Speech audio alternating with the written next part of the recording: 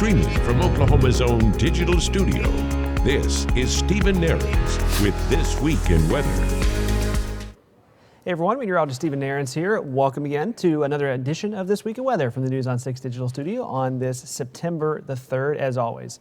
As I always say, greatly appreciate you tuning in each week as we kind of recap and look ahead on our weather. Of course, coming off of this incredible stretch of early fall weather for the end of August into the beginning of September. I know the big question is, how long will it last? We'll talk a lot about that, of course, in a lot more detail here in just a second. Of course, as always, you know where to find me if you got questions, comments, suggestions. My email address on the screen, my Facebook page, and as always, comments on the YouTube videos that get posted each week as well. And I've had a few comments about either some topics to be discussed and potential guests to have that I am working on. Of course, as we're now just a few weeks away from the official beginning of fall, talking about some fall solstice, maybe even fall colors, still kind of working on, we will definitely be discussing that as we get further down the line towards the latter half of September and into the beginning of official start of fall. And as far as some potential guests as well, had some folks mentioning maybe talking to one of the storm trackers. I definitely want to do that. And so I'm going to be lining that up as well for some future episodes. And again, keep those comments coming as far as what you would like to see for this week in weather. Now, again, getting into where we've been, and as you are well aware, if you're a fall weather fan like I am, we have been living right over about the past week and a half running now.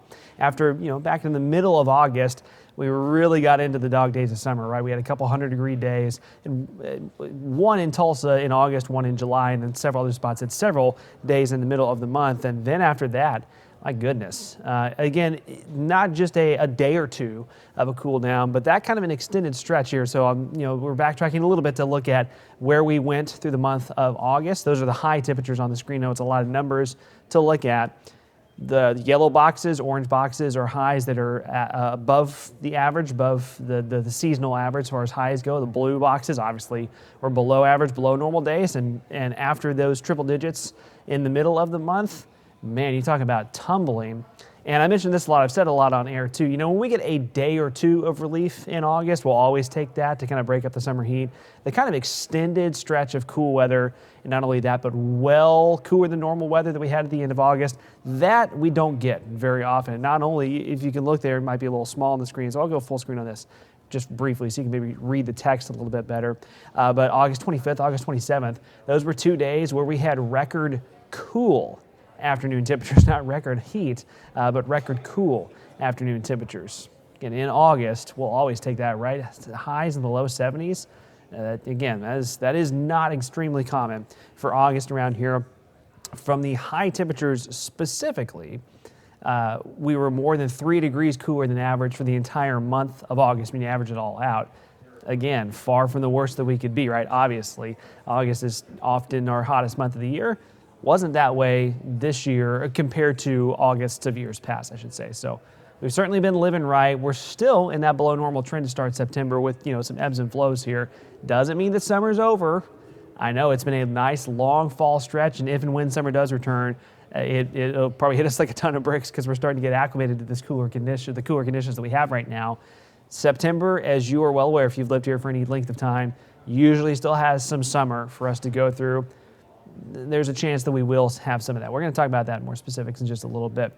Those 70-degree days that I mentioned, especially in that last week of August, we had 5 days with highs that were in the 70s in Tulsa. That is pretty uncommon. You can see on the screen, these would be the August with the most number of days in the 70s, kind of on record. So 5 70-degree days in Tulsa, tied for our third most 70-degree days in August on record. Only August 1915 and August 1950 were the only Augusts that had more 70-degree days for high temperatures. Again, pretty impressive for August standards. And obviously that has kind of, skewed our temperatures a little bit in a good way as far as where we went for the entire summer. This is just a very, kind of broad look at things. Again, I'll go full screen so you can read the text a little bit better for the entire summer. When I say summer, I'm saying this is June, July, and August. That's what we call meteorological summer. Is, statistically, it kind of helps, quantify those statistics a little bit. Yes, officially summer doesn't end for another about 2.5 to 3 weeks, or about 2.5 weeks or so, until we get to the vernal equinox, the fall equinox. But summer 2025 stats for June, July, and August. That mean temperature, that's the average temperature. When I took all the stats from all 3 of those months and the highs and lows for each day and compiled them and averaged them all together. So that's what that mean temperature is, of 84.1 degrees. And again, like I said, it's the text is a little small as far as the average. I should have made that a little bit bigger. But if you can't read that, that's that 84.1 degrees, that mean temperature for the entire summer.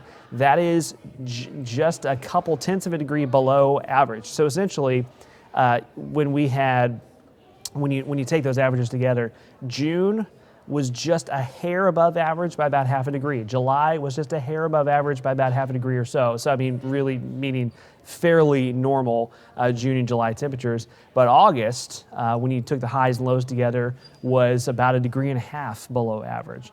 And so that when you kind of smush all those together and you get that mean temperature, that's where we landed. And the long and short of that means it was not, as you're aware, just an exceptionally brutally hot summer.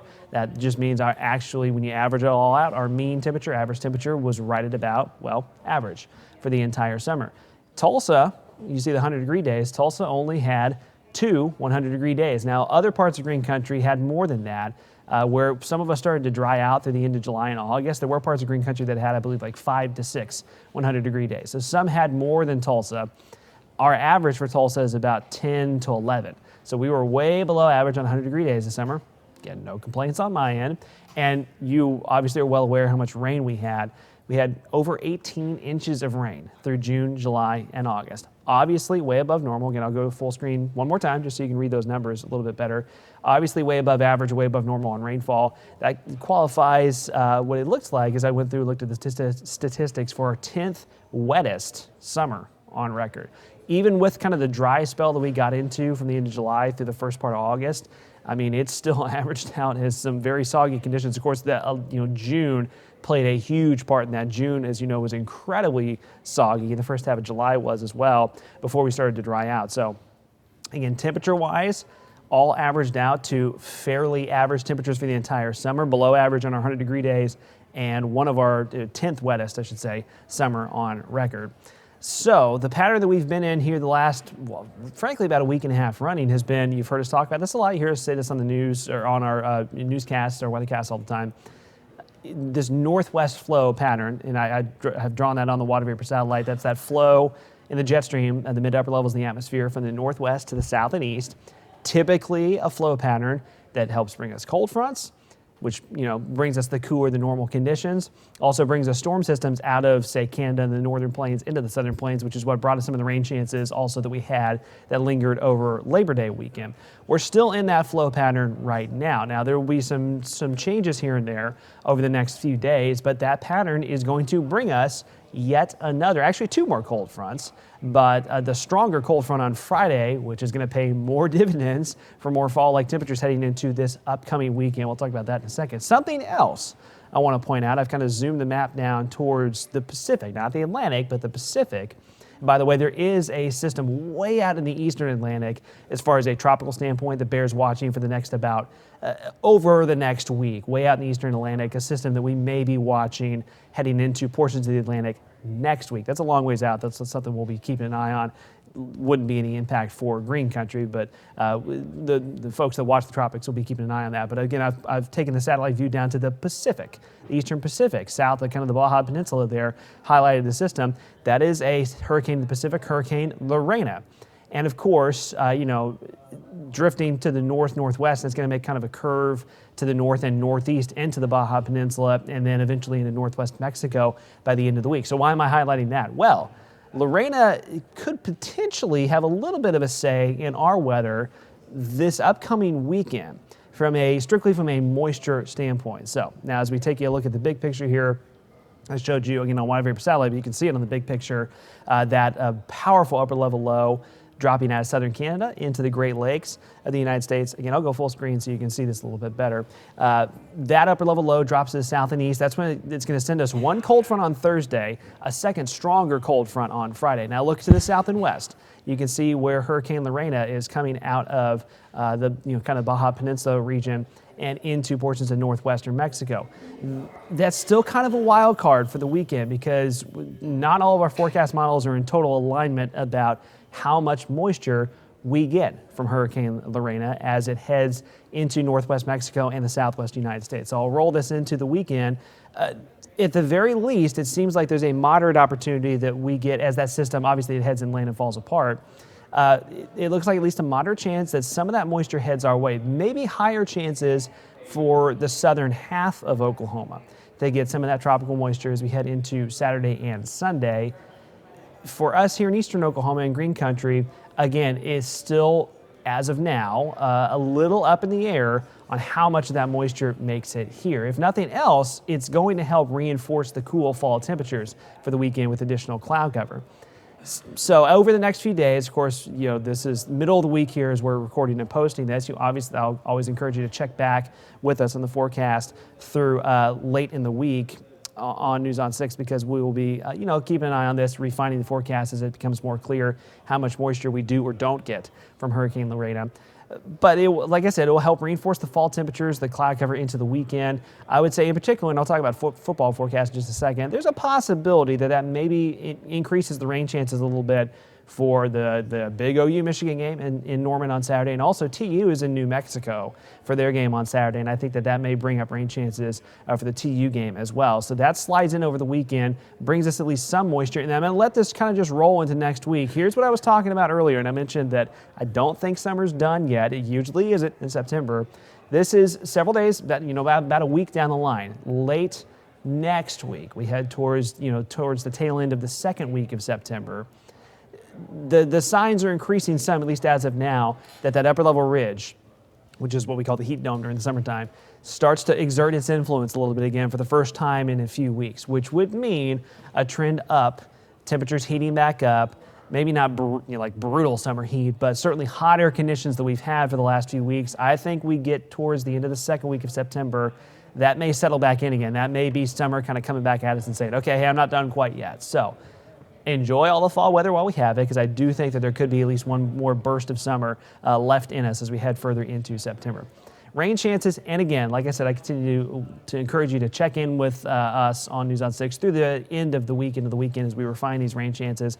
But that just gives you kind of a general overview that, if nothing else, we think there will be kind of daily scattered rainstorm chances. Friday, potentially Saturday and Sunday, and that could last all the way into Monday.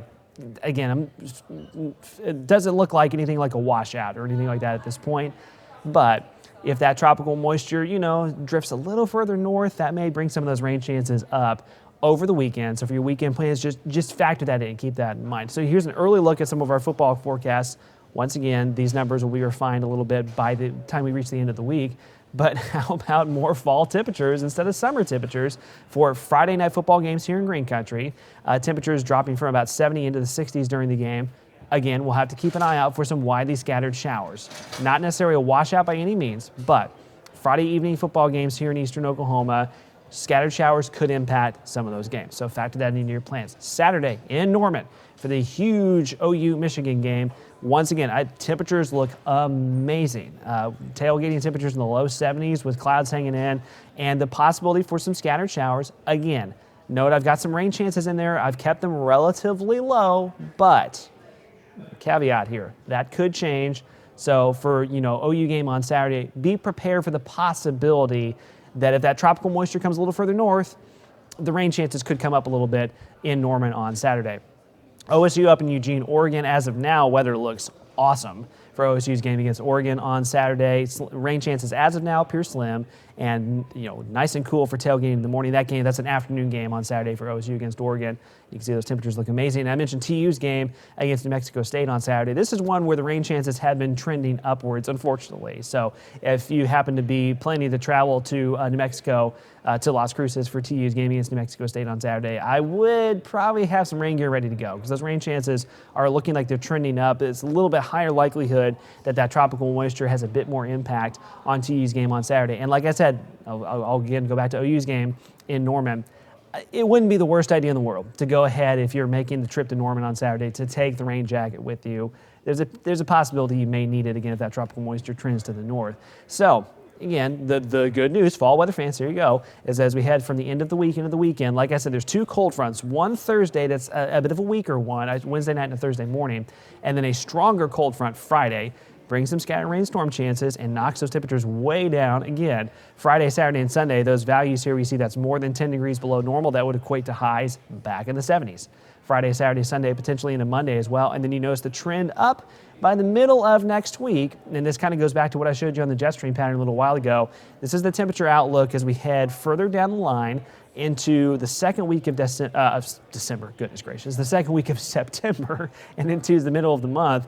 You start to see that warmer than normal trend showing back up for the first time in a while. I do think that more than likely there will be another hopefully last gasp, but another burst of slightly more summer-like temperatures starting to return after we get this, another taste of fall for this upcoming weekend. So fall weather fans, all the more reason for you to soak up the very nice temperatures that we've been enjoying for quite a while here. I've been enjoying it. I think fall weather fans have been as well.